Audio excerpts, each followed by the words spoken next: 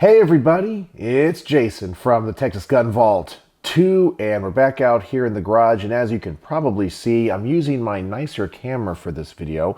And for me, this is a little bit weird because I'm kind of programmed when I'm using my mic setup and my nicer camera to always be a little bit more judicious in what I am saying and follow a script. So normally when I film videos on this channel, as you know, I'm using my phone because this is my behind the scenes channel. So it's a little bit weird, and it might be a little bit different for you to see me like this on this channel talking about what we're going to talk about today. And today we're going to talk about some gun industry news, and more specifically about Sig and the P320, and I guess this letter that they released to the gun community about the P320. And also I want to talk about Watchtower Firearms because I've had the chance to review a few of their guns in the recent past, and I actually have one out here, and we'll talk about them filing for bankruptcy. But let's start off with the Sig story. Now, I want to give a huge shout out to the Wyoming Gun Project, another YouTuber. He's a smaller channel like I am. He's about the same size. He makes wonderful content. I really like his presentation style. And if you're unfamiliar with him, you need to go check him out. He has a very similar style to me, I think. So I think if generally you like my content, you're really going to like his content. He just kind of talks off the cuff like I do. It seems like he has a really cool setup, and where he lives is really awesome. And he reviews and, great guns and talks about things pertaining to the gun world. And so he recently made a video about this open letter that Sig released to, I guess we'll say it's a press release, but generally talking about the Sig P320, all the issues they're having, or people claim that they're having with them, from law enforcement agencies to just regular civilians and so forth. And this deals with the issues of them going off. And I want to share with you my thoughts on this. And I actually made a video on my main channel regarding this a long time ago, and I still get a lot of traction on that video, and maybe I will post a link to that in the description below. It's an older video dealing with a accidental or negligent discharge, depending on how you look at it, about a police officer that had it in his holster, and I guess some police officers were dealing with a criminal that was being processed, and the gun went off in the holster. He was not touching it in any way, and a lot of people speculated on why that happened. And of course, we've heard all these other stories about women having a P320 in their purse, and they grab for it, it goes off. There's been some other people in law enforcement saying that it just simply goes off while they're sitting in a chair or getting out of a car. And I know in this video, I'm going to piss a lot of people off. That's kind of what I do sometimes. But I always give my honest opinions. And when it comes to my thoughts on Sig, and more specifically the P320, and I have a few of them out here, I never make anybody happy, which generally I think is a good thing, because the people that love and defend the P320 to the very end say that I am biased and unfair to the gun. And the people that hate the P320 and think it's the worst gun ever and it's super dangerous claim that I am a Sig shill.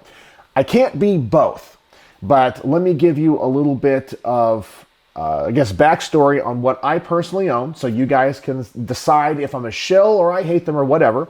I own both P320, M17 and M18 commemorative pistols. I have them in the cases. I own a commercial M17, a commercial M18, which is this pistol right here. I have a P320 that I built and assembled from parts that I got from Sig's website using one of their custom shop fire control units. And I even have a decommissioned M17 pistol. This is a lower than 200 serial number. This one was used by the United States military in their trials and testing. In fact, I did the the Freedom of Information Act request regarding this gun, and it was used by the 101st Airborne, 2nd Brigade Combat Team, 1st Battalion, 26th Infantry, Delta Company. And so I own quite a few 320s. Now, are they my favorite guns? I will tell you that they're not. I do not carry them. And in general, I don't shoot P320s as well as I do other guns, okay? So if you say, I hate the 320 and hate Sig, well then why in the world do I own so many, okay? I'm a collector, and in general, I like all guns. But there you go. So you can decide if that is a bias or I hate Sig or whatever before we talk about what we're going to talk about. But let's go ahead and read this letter. You guys know a little bit about the backstory. So according to Sig, this is what they have said. And I'm going to tell you who's to blame in all of this. And this is going to make you all mad as well. All right, March 7th, 2025. The P320 cannot, and they capitalize that, under any circumstances discharge without a trigger pull. That is a fact. The allegations against the P320 are nothing more than individuals seeking to profit or avoid personal responsibility. Recently, anti-gun groups, members of the mainstream media, trial attorneys, and other uninformed and agenda-driven parties have launched attacks on one of Sig Sauer's most trusted and tested and most popular products, the P320 pistol. In all cases, these individuals have an ulterior motive behind their baseless allegations that the P320 can fire without a trigger pull. They have no evidence, no data, and no empirical testing to support any of their claims. They instead chose to misrepresent clear, negligent discharges as a design problem. In the decades since its introduction, the P320 has undergone the most rigorous testing and evaluation of any firearm by military and law enforcement agencies around the world. It constantly delivers a proven record of performance and reliability through state-of-the-art engineering and documented quality control at every stage of its production. Claims that unintended discharges for anything more than negligent handling and or manufactured lies to support an anti-gun, anti-Sig agenda are false. Furthermore, lawsuits claiming that the P320 is capable of firing without the trigger being pulled have been dismissed in courtrooms around the country. In addition, multiple plaintiffs, so-called experts, have conceded it is not possible for the P320 to discharge unless the trigger is fully actuated. The rhetoric is high, and we can no longer stay silent while lawsuits run their course and clickbait farming engagement hacking grifters continue their campaign to hijack the truth for profit. Enough is enough. From the courts of law to the court of public opinion, we will combat the lies and misinformation with the truth. Sig Sauer stands behind the quality, safety, and design of all our products, especially the P320. Industry, take notice. What's happening today to Sig Sauer with the anti-gun mob and their lawfare tactics will happen tomorrow at another firearms manufacturer and then another. Today for Sig Sauer, it ends. Now, I have to say, that is a very strongly worded letter, and they attack a lot of people here. And I agree with most of it. And let's break it down. Now, when I say that I agree with this letter, I am not saying that these discharges in these situations have not happened to other people and that there might not be a problem with the gun. I am not saying that either. So don't put words in my mouth.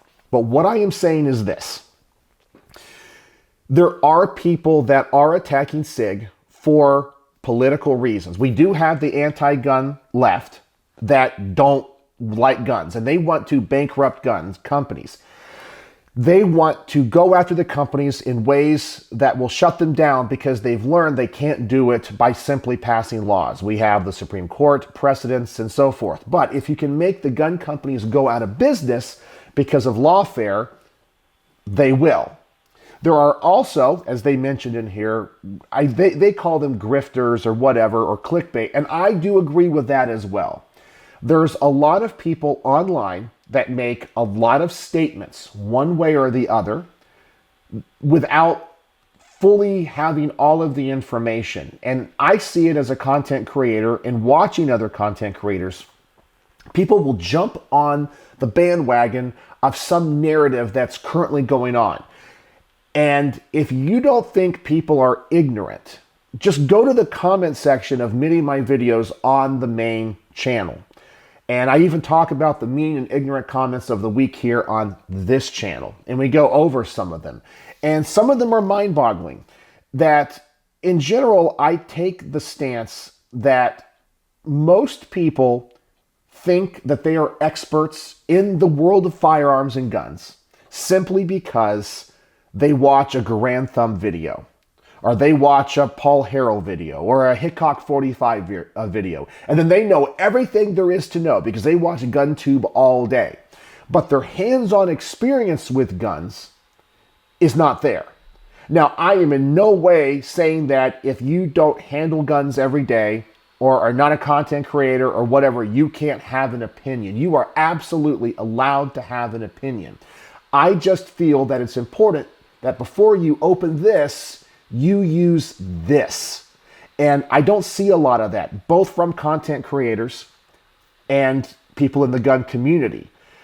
So when we started to have the drop safe problem with the Sig P320, is there an issue with those early SIGs where they could go off by being dropped a certain way? Well, yes.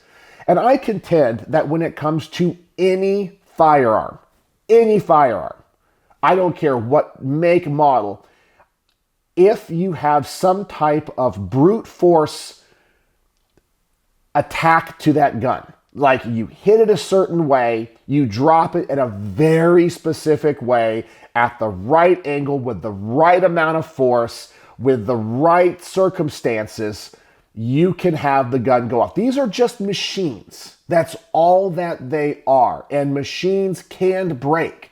And I do not believe any firearm is 100% beyond a doubt incapable of firing in some way without the trigger being pulled. So you guys know what I'm saying. If you drop the gun a certain way, doesn't matter what gun it is, there is a chance, even if the design has safeties and whatever, I mean, even if that probability is insignificant, 1 in 50 billion, there's still a chance it could go off. And the people that test the guns will try to create a situation in which those guns will malfunction. And then they can go back and say, see, it goes off without the trigger being pulled. Now, am I defending Sig? I am not, because there are a lot of stories that are documented, and we see it with law enforcement officers. We see it with body cam footage. We see it with security cam footage, where people have these guns in holsters and they go bang when they shouldn't go bang. And we don't see that with other companies. So is there something to this story? Well, I definitely think there is. And I'm going to tell you who's to blame. Okay? Everybody's to blame. Sig is to blame. And the gun community is to blame. The people watching this video, some of you, not all, most, are probably to blame too. Now, I know what you're saying. Jason, what the heck are you talking about? How am I to blame for this? Well, let me get another gun here. Hold on. Actually, I'll get 2 guns off of my wall. I'll get my Glock 19 and a Colt Commander. Okay, so let's go over these guns. We'll start with the Colt 1911. Okay, so when people carried this gun and used this gun, single action, we all know the traditional way of carrying it was the hammer back and the safety on. Cocked and locked. And this is a pretty safe way of carrying the gun. And this is the way everyone's carried this, and everyone understands why you need the safety on this gun. Because if this safety is off, there's not really much effort needed to have that trigger be pulled. If the safety is not on, you can holster it wrong. If something's in your pocket, if you're not using a holster, which I always recommend use a holster, but you also want some type of physical block from that hammer coming down. And that's what we have with that safety. Nobody has ever complained about that safety. Now, let's talk about the Glock 19. Here we have a striker-fired polymer pistol. Everyone knows the Glock.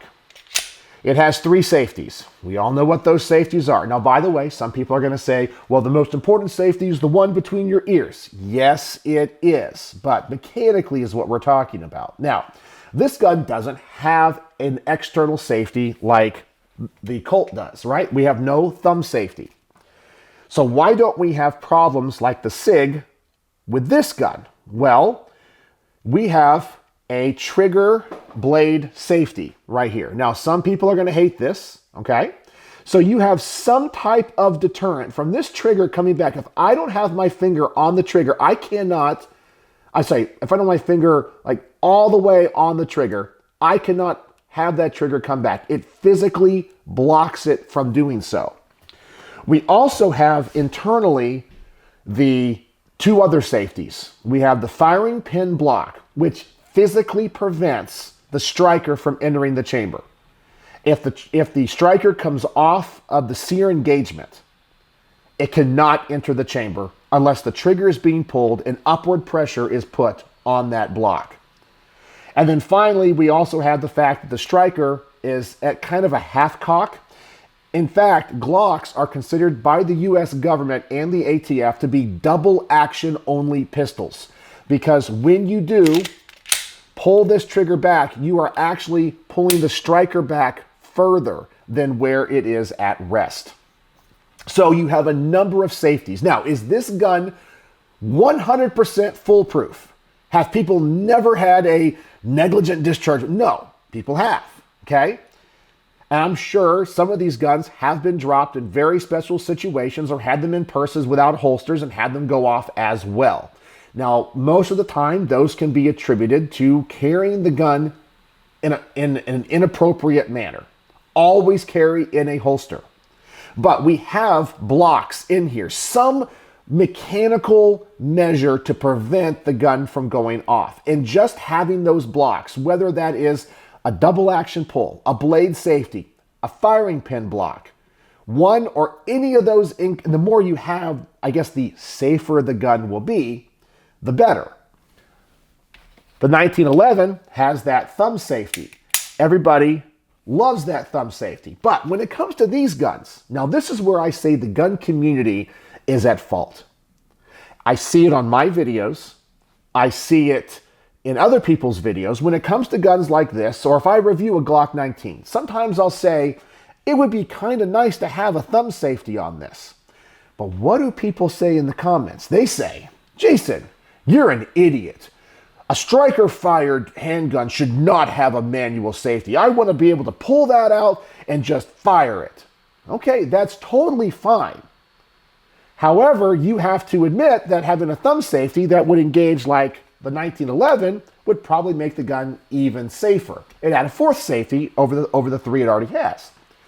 Now, you might not want to use it, but it would provide another safety. But those people that say, if you carry a gun like this, you don't want to have to manipulate that safety. Well, then how come the same people that have absolutely no problem carrying the 1911 and utilizing it with a thumb safety, cocked and locked, now have a problem carrying the Glock?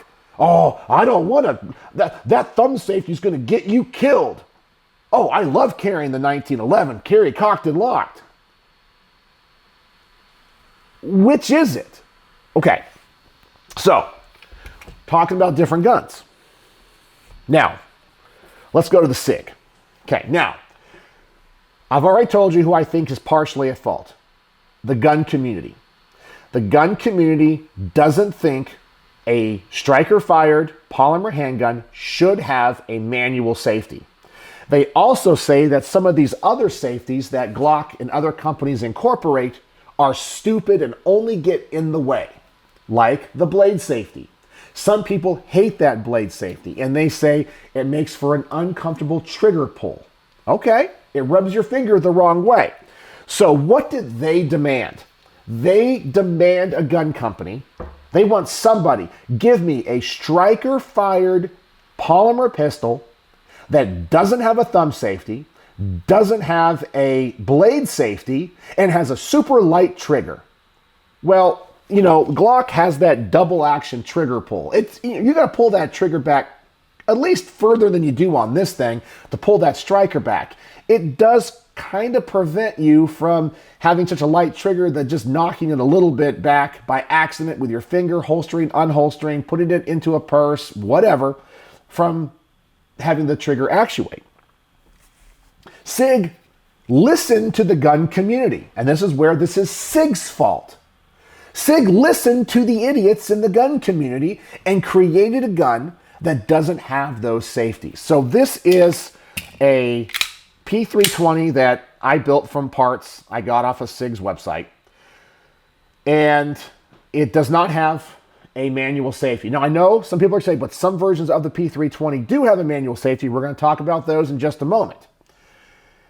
But this gun has a very light trigger pull. It has that custom fire control unit. It doesn't really take as much to pull that trigger back. I also know that we don't have that manual thumb safety. So already two of those safeties that are on the Glock or the Colt are now eliminated. Okay? So we have no manual safety, we have no blade safety, and we have a light trigger. Now, this gun does have a firing pin block in it. And it's supposed to prevent the striker from coming into the chamber like the Glock. But when you take one of these apart, and I can't prove this one way or the other, the Glock one appears to be more robust. It really does. This one doesn't. Now, am I saying this one doesn't work? No, I am not saying that either. So I'm defending Sig here. But I have seen other people claim and say that because the mechanics of this gun are a little bit more complicated, the parts are a little bit smaller, that either it could be like grease, oil, contamination, dirt can get up in there and almost kind of lock that striker or firing pin block in the closed position where essentially it's not going to do its job. I can see that. I can see that happening on the Glock as well if it's so dirty. Absolutely. I think other companies can have this issue. But imagine having no thumb safety, a light trigger, no blade safety, and a mechanical block of the firing pin that is not as robust as other designs. And then you put these in the hands of people that don't know anything about guns. Now, you're saying, Jason, but they're in law enforcement. Okay, we all know that just because somebody is in law enforcement doesn't mean they know anything about guns. We see that, we see photos and videos of police officers, pulling guns incorrectly. What was it? There was that one lady cop that shot somebody. She thought she had a taser. We've seen people hold guns wrong. We've seen videos of them. It's all out there. You guys know what I'm talking about. Just because people are in law enforcement doesn't mean they know anything about guns and they know what they're talking about. Now, I'm not saying that necessarily I am an expert, but I have shot a lot of guns. Okay, so if you just found my channel and already hate me and say, all this is in theory and speculation, I'm not a trainer, not a professional shooter. But I do have a lot of hands-on experience with firearms. And you can go check out my main channel. Link is in the description below. And you can see I have shot a lot of guns. Now, I like to think that my experience with firearms has taught me something. That I've shot enough different types of guns using different actions, different safeties, that I know a little something. I'm not saying I have any definitive answers here. But Sig going after the gun community, I think is wrong. Calling people grifters, whatever. But they do have a point because there are people in the gun community that will eat their own. The people I think they really should have gone after and focused on that letter were the anti-gunners and the lawyers working for them that are trying to put them out of business and the so-called experts that testify in court. Now, I think they have a true legitimate gripe with that. But when it comes to going after the rest of the gun community, I think they should have been a little bit easier on that, but I understand their frustration. But they are not 100% guilty. The other party that is guilty are many of you. Now, I am not saying you personally. I'm not saying you... I think you guys understand what I'm trying to get at. If you've ever seen somebody say something to the effect of a carry gun, striker fired gun should not have a manual safety, is part of the problem. If anybody has said, we want the lightest trigger with no blade safety, well, they're part of the problem. If you then take this gun that lacks these mechanical safeties because you're like, well, it ruins the shooting experience, and then you put these in hands of people that are not as knowledgeable about guns as you might be, or experienced with guns as you might be, then we're going to have issues. And that's what we're seeing.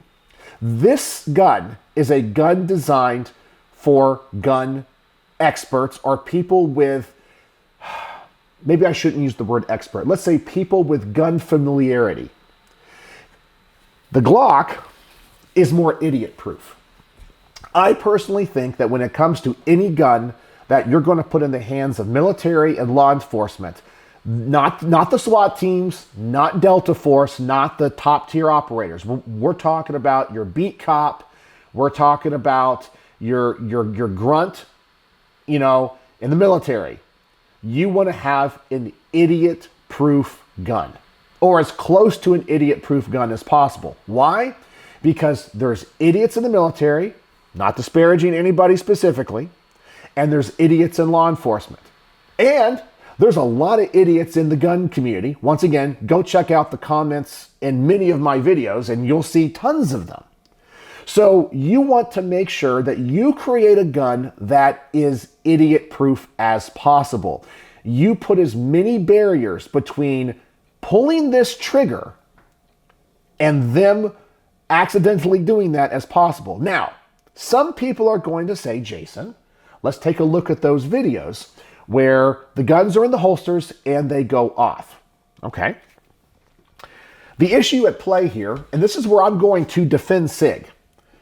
The guns will not go bang unless you pull the trigger. I am 100% sure of that. So I know if I loaded all of my Sigs, all of them, close the slide, they're ready to go, and I lay it on the table, I know that if I come back in 25 years, they will still be loaded and none of them will have gone off. I am 100% sure of that. If the SIGs had a problem where they're just laying there and the strikers fall and can get in the chamber, and if there was one in the chamber, the gun goes bang, we'd have an issue. But that's never what we see. We just don't see a gun sitting on a table going bang. We never see that. Somebody is handling it in some shape or fashion. So let's talk about the holsters. This is where I'm going to blame Sig in their designs. So here we have the Glock again. Okay, I'm about to say safety. This trigger is inside of a very thick trigger guard. So take a look at this trigger guard right here. Now take a look at that trigger. You can see how there's a gap between the side of the gun and where that trigger is. So that means that if anything rubs on the side of the gun, it's not generally going to touch the trigger. Now, let's take a look at the Sig. Now, this is my P320 kind of custom one. We can see that the trigger guard is not as thick. And so look how far back recessed that trigger is. It's almost flush. It's not quite flush, but it's darn close. So that means if you have a holster, whether that be leather or Kydex, and you're holstering this gun, if for some reason that holster is tight, I could see where it would rub or catch on the side of the trigger and pull it back enough. Look at that. I didn't even have my trigger finger all the way on that. Look at this. I'm going to do this. So let's just say you're reholstering. Right here. Oh, I just pulled it back. Look at that right there. I'll do it again. Ready? Look. So imagine you're holstering a gun. You have a little piece of leather, Kydex, comes up, rubs on the side of this trigger right there. So I think that is a problem. I think if the trigger guards were thicker, it would help. I think if they had a blade safety, it would prevent a lot of this, because if the gun was dropped, no matter the amount of inertia, the trigger could not be depressed. It can't. It won't, because that blade safety will physically prevent that trigger from coming back. Plus, I feel like the triggers in the P320s are not that good. I mean, when I dry fire a Glock, you hear that snap? I mean, listen to that reset and that trigger. And then hear that striker. It's a big snap. Let's listen to the Sig now. It's not quite the same. It's lighter. These are not at half cock. These are. So I think that's some of the issues. So I believe that when it comes to this, I'm going to defend Sig on some things. I believe that they do get a bad rap because I do believe that the anti-gunners are targeting them because they're kind of the low-hanging fruit. They have a lot of money to be taken from them. So, I mean, a small little gun company is not going to be worth every town or whatever these anti-gun groups to go after. They just don't have enough money. Sig does. They got the big contracts. They got the military contracts, law enforcement contracts. They're the big guys, and people are going to punch up, right? So I'm going to defend them in that way. They're going up against a machine, okay? I also defend them in the fact that I do not believe these simply go off by themselves. I also want to show when it comes to my M18 commercial. Okay, so I'm now going to engage the manual safety. So now with the manual safety engaged, if I try to pull the trigger, I can't. So even if I rub it on the side, it's not going to go off. Now I have tried to do some research. See, I take it off for that trigger to drop, or the trigger or the striker to drop. I've done some research, and I can't get any definitive answers on how many of these negligent discharges, accidental discharges, whatever you want to call them, happened with guns with manual safeties, and how many of them happened with manual safeties on. Because people have told me, Jason, this happens in the military. There's been reports of soldiers having this issue. But with this manual safety off, we have the same problems that the other SIGs have. That trigger is too light, you don't have a blade safety, it's really close to the side of the trigger guard. But if the safety is on, how many of them are going off? I don't think there is. I can't find documentation of a SIG with a thumb safety, with the safety on and the gun going off. I don't see it. Now, if you have other information, I ask that you provide it. So, let's now talk about the other people that are to blame. I already mentioned it. It's a lot of people in the gun community.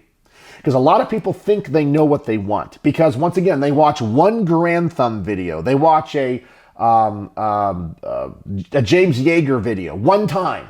And they'll hear one of these influencers, and I'm not blaming them specifically. There's like, you shouldn't have a manual safety on your carry gun. And then everyone's like, I shouldn't have a manual safety on a carry gun. I know what I'm talking about. I am an expert now. I am part of the Church of Grand Thumb. Whatever he says is, you guys know what I'm talking about. You guys see it all the time. Hero worship. I say on YouTube, do not have hero worship. Don't do it.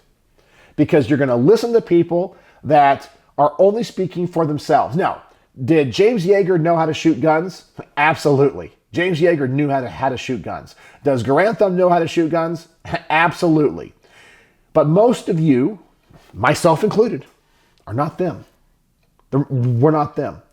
So you don't have the same training. You don't have the same firearms familiarity. So they're speaking from their own personal perspective. But one size doesn't fit all. And that's what I talk about on my channel and why I review the guns I do in the way that I do.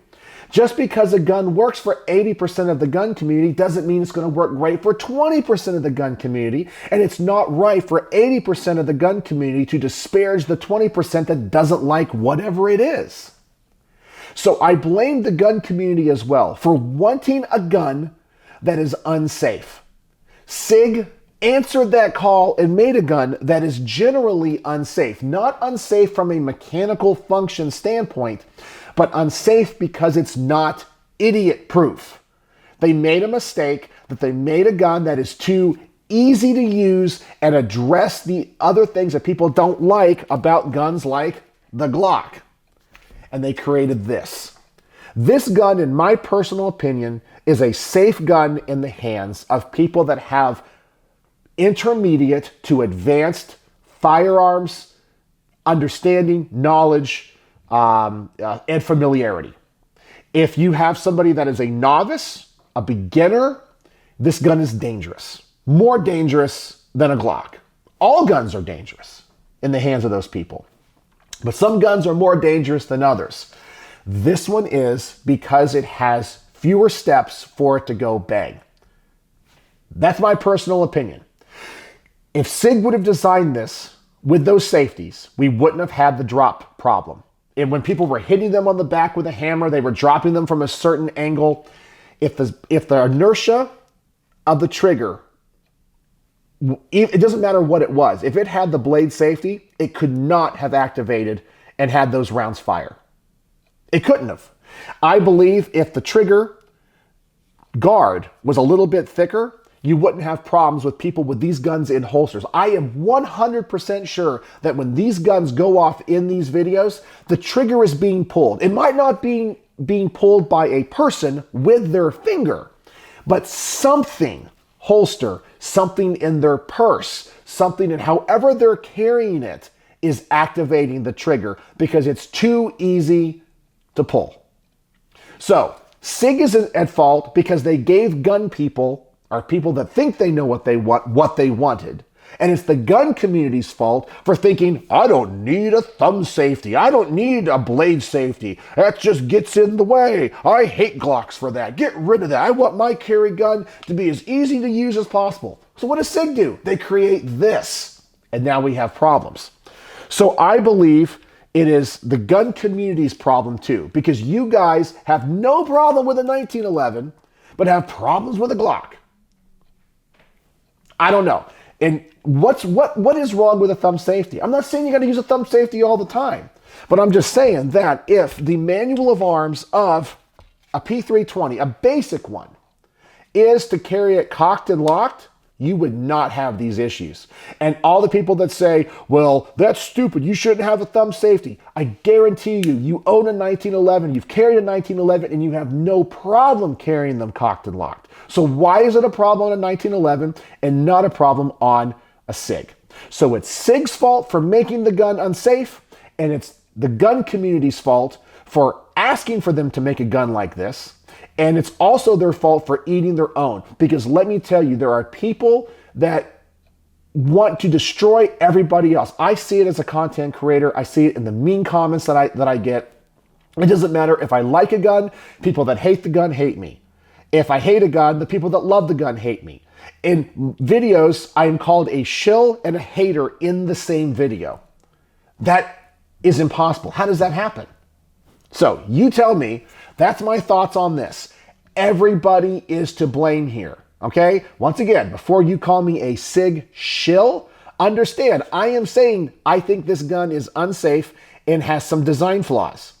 But before you say I'm a Sig hater, why do I own not just 6 P320s, why do I own probably 15 other Sigs? Okay, there we go. So that's my thoughts on that. Now, let's talk about one other thing, and it has to do with a gun company that you guys might know about, and it is called Watchtower Firearms. Now, I have reviewed 2 of their high-end 2011 pistols. In fact, I have one here on the workbench that I recently reviewed, and this is the Demolition. So, Watchtower, I did not know, was based here in my hometown of Frisco, Texas. But I believe these guns are built in Spring, Texas? Yes, Spring, Texas. But I believe their headquarters is here in Frisco, is what I've been reading. And this company makes high-end precision 2011 pistols and other guns, rifles and shotguns and things. But 2011s is what most people know them about, and their collaboration with high-end influencers, like in this case, Demolition Ranch. They also made a 2011 pistol with Pew View Tactical. So the problems with this company is not necessarily with this company. I have heard the stories that a lot of people are having to send their guns back. There's some problem where they begin to like manipulate, or the slide will get like a little bit rough. They have malfunctions. There's fitment issues between the slide and the frame. There's just quality control issues out the wazoo. Okay, now the two guns that I reviewed have been pretty good. I haven't had or experienced any of those issues with those guns. Now, were these the best shooting 2011s I've ever reviewed? No, but it is what it is. But I also think that this addresses a problem, or brings up a problem that I've talked about in many of my range reports. Why is everybody making a 2011 pistol? I even think Bursa is coming out with a 2011 pistol. I wouldn't be surprised if High Point comes out with a 2011 pistol, or Taurus. Everybody has a 2011 pistol now. Everyone's jumping in on the bandwagon. And these pistols are really, really, really, really expensive for most people. Now, the people that lend these to the channel obviously are in a very certain socioeconomic status. But for most of us, we're not in that status. So these are out of the reach of most people. So I'm looking at this from the business perspective of, do you want to sell 1 million glasses of lemonade for $1, or one glass of lemonade for $1 million? Well, which is going to be easier to do? Well, selling 1 million glasses of lemonade for $1 than one glass of lemonade for $1 million. So many of these 2011 companies are trying to outdo themselves in an already flooded market. Look at the 2011s that I have reviewed from 15 different companies? And that's just the tip of the iceberg. So imagine all of the other companies out there that are making these pistols. The market is flooded. But how many $3,000, $4,000, $5,000, $6,000, $7,000, $8,000, and even $9,000 pistols can you sell? It's like having a small town and you have a Lamborghini dealership, a Ferrari dealership, a Porsche dealership, a Mercedes dealership, a Bugatti dealership, and then the town has the average income of $50,000 a year. You're not going to sell any cars because nobody can afford them. Not because they don't want them, but because they can't afford them. They need a Toyota dealership in that town. Well, the market's flooded with guns like this right now. And so we're seeing a decrease in their sales because they have so many options. They have to compete against Atlas, Infinity, Staccato, Masterpiece Arms, blah, blah, blah, just going down the list, Fowler Industries. They have to compete with all those. And they all do the same thing. It's not like really one 2011 pistol is truly a groundbreaking design over the others. They all function the same. Yeah, they have different features, look a little bit different, but they're all about the same. So you have a flooded market with an expensive gun, and then you have quality control issues. It's a recipe for disaster. But it says here, a Texas gun company goes bankrupt 2 years after launch as firearm users bemoan gunfluencers. I guess what they say. It says, just over 2 years since its launch, Watchtower Firearms, a Texas-based manufacturer, filed for Chapter 11 bankruptcy at the end of last month. Watchtower, which set up shop in 2022, made a name for itself catering to civilian, military, and law enforcement markets. Last year, it acquired another manufacturer, F1 Firearms, as it attempted to expand. F1 Firearms received a massive shout-out in 2022 after Donald Trump Jr. brought his son to the luxury manufacturer's facilities to build his own AR-15. Watchtower, led by former Raytheon executives and veterans, blitzed through influencer deals to raise brand awareness. Social media ambassadors included artists, competitive shooters, and content creators like Nick Pewview Johnson and former Arizona Republican Senate candidate Mark Lamb. But the acquisition of the headline-grabbing company couldn't keep Watchtower's finances afloat. Commenters on Reddit chided the company for its content strategy. A Redditor joked, "So you're telling me that collaborating with gunfluencers won't make a company successful? I have yet to hear a good thing about them from people other than gun tubers," another alleged gun shopper said. Products sold anywhere from $1,000 to $5,000. The manufacturer's signature Apache double-stack 9mm sold for $41.99. Watchtower is not the only gun company that is struggling to meet sales expectations. And so the article continues to go on talking about how gun sales generally are down because we have a Republican administration right now. So a lot of people don't feel the heat and the need to buy guns because we feel like our gun rights are more secure. And it's funny because all of this happened after I created the reviews on these guns. And one of the things I said is I don't like the fact that these guns were made in collaboration with influencers because I think that devalues them in the long run. What if these people no longer make content? They're not going to be relevant in 20, 25, or 30 years. So the value of this gun, I think, diminishes. People go, what is Demolition? Who is Demolition Ranch? But everyone's going to know a Colt 1911. This is a timeless gun. You don't need to know anything about it. It's not made in collaboration with anybody. And so I totally understand. And this is also why I tell you guys that I get a lot of hateful comments on my videos. Because I will be honest with you. I will shoot a 2011 pistol like this. I think the PewView tactical one I didn't like as much. And I'll say, it doesn't shoot great for me. This is what I don't like about it. And then I get people in the comment section who don't even own these things go, you're an idiot. PewView Tactical's a way better shooter than you are. He knows what he's talking about. This is the greatest 2011 ever made. Why do you think he says that? Because his name is on the side of the gun. He's getting money. When I create this content, I don't get paid. I don't make anything from these. These are guns that are donated, I should say donated, lent to the channel. They're donated for me to make content, but they go right back to the people that lent them. In fact, this is owned by a local fan and subscriber named D. I have it all, well, I had it all cleaned up. I need to wipe it back down before putting it back in the box. And I'm supposed to see him in like a day or so. But they lend this to the channel for me to review. I have no stake in this. I didn't buy it. I'm not paid by them. It's just me.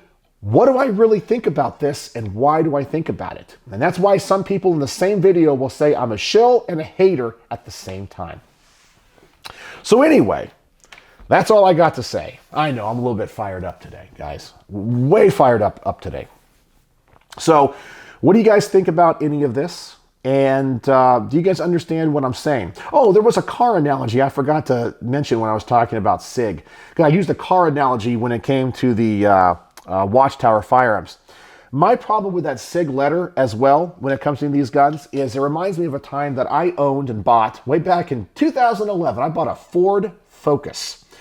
And that car is plagued with transmission problems because they have something called a power shift transmission, which essentially is a manual transmission that is shifted by the computer. So technically it's an automatic transmission, but it shifts, I guess it's called a double clutch transmission. And it was technology that was not ready for prime time. So it would grind, it would have a weird delay in power. And I would go back to the dealership without knowing this and going, this transmission is grinding, it's making weird noises, it's not a safe transmission. I went back to them 3 times, they reprogrammed it and so forth, but I later found out because of a class action lawsuit that they were very aware of these problems, but they knew what they couldn't say.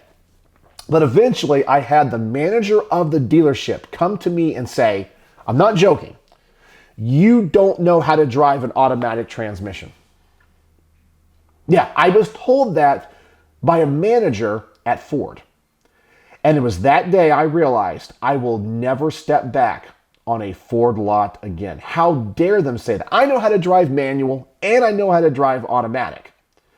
But how does somebody not know how to drive automatic? That is what they said.